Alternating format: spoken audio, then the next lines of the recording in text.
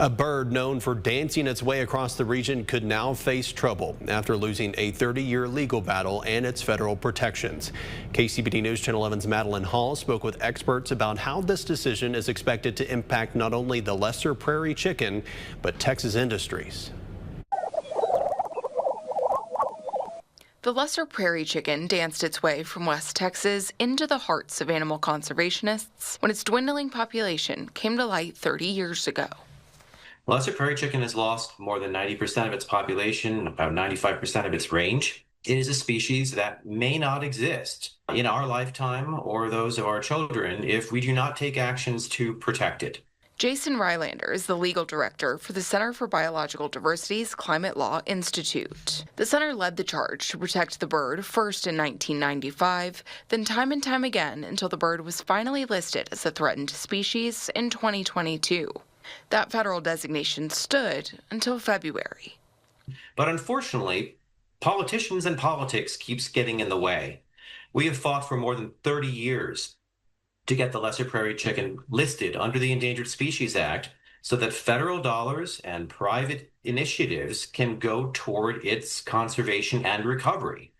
And every time we have to go to court to try to fight off these attacks on what should be fairly basic stewardship. The prairie chicken's previous federal protections required stewardship for its habitat and affected how industries could operate on their land. Texas Agriculture Commissioner Sid Miller says that had negative consequences for West Texas in particular.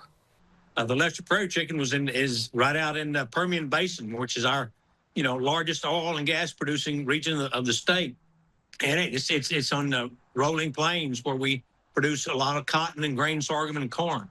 So this is a huge win. Miller called the approval for the bird's threatened status a weaponization of federal bureaucracy and praised the reversal. But thankfully, the Trump administration is turning all that around, and we've got some good cowboy logic going on now. Common sense prevails. Commissioner Miller believes the best way to protect the chicken is through private conservation efforts like those of King Ranch in South Texas. Rylander says while the cooperation of private landowners is vital, it's still not enough to save the bird. The notion that business as usual is going to save the species is simply false. So far, we have not seen the kind of results that we need in order to bring the species back. Rylander says if the federal government re-examines the science related to the bird's dwindling population, he hopes its protections are restored. Madeline Hall, KCBD News Channel 11.